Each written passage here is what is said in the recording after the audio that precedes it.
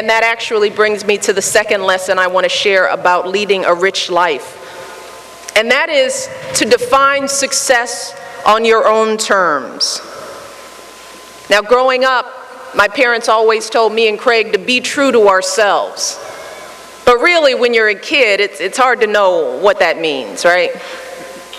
And as you grow older, often it's just easier to grab for those gold stars and try to get that brass ring. And Craig and I both know this from experience. After graduating from college, we did everything we thought we should do to be successful. Craig went to business school, I went to law school, we got prestigious jobs at an investment bank and me at a law firm.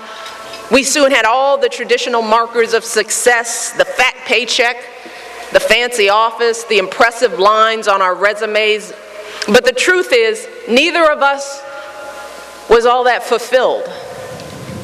I didn't want to be in some tall office building writing legal memos. I wanted to be down on the ground helping the folks I grew up with. I was living the dream, but it wasn't my dream.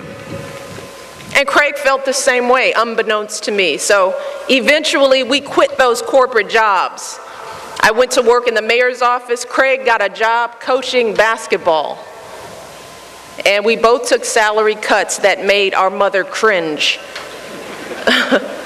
But we were excited about our new careers. You know, we look forward to going to work every morning, and we both realize that success isn't about how your life looks to others. It's about how it feels to you. We realize that being successful isn't about being impressive, it's about being inspired.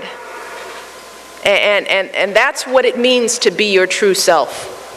It means looking inside yourself and being honest about what you truly enjoy doing, because graduates, I can promise you that you will never be happy plodding through someone else's idea of success.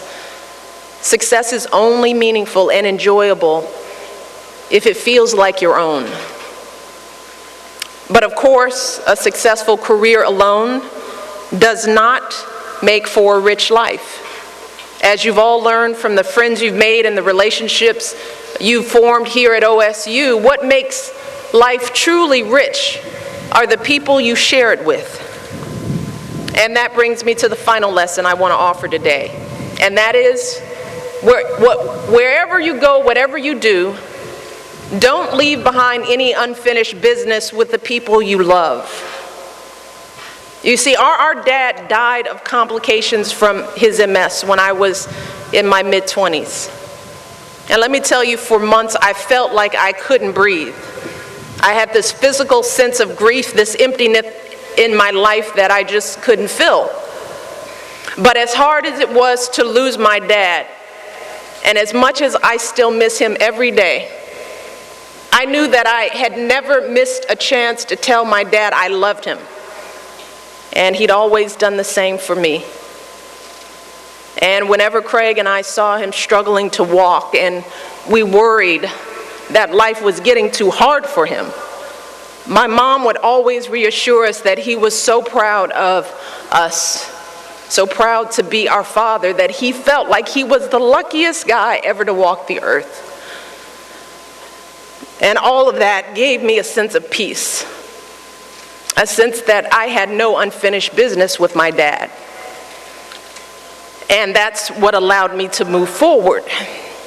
So graduates, as you make your way in the world, I urge you not to leave behind any unfinished business. If you're in a fight with someone, make up. If you're holding a grudge, let it go. If you hurt someone, apologize. If you love someone, let them know. And don't just tell people that you love them, show them. And that means showing up.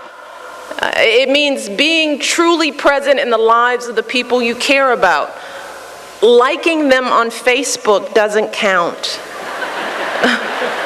Nor does following them on Twitter. What counts is making the time to be there in person.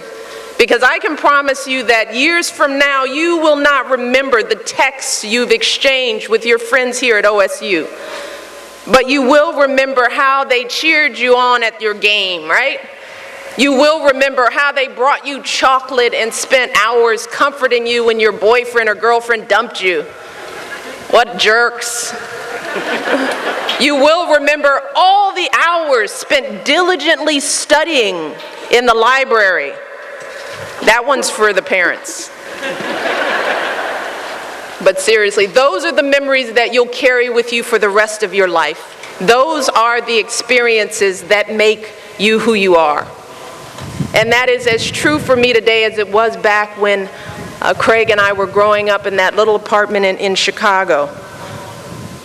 You see, when I come out here to Corvallis and I visit my family, I am not the First Lady.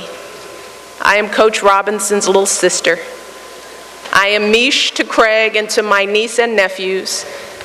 I sleep on the pull-out couch in Craig's guest room, and my daughters pile into the living room with their cousins for a sleepover.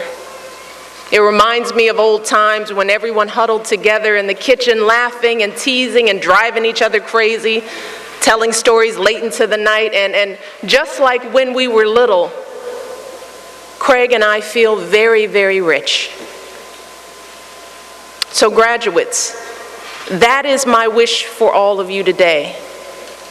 I wish for you a life rich in all the things that matter. I wish for you work that inspires you. I wish for you experience those experiences that help you learn and grow. I wish for you people who love you and support you every step of the way. And I can tell from the energy in the stadium you have all that, and you will have more. So congratulations again to all of you on all that you've achieved. And now the wind has started. So it's time for me to end. Thank you all, and God bless.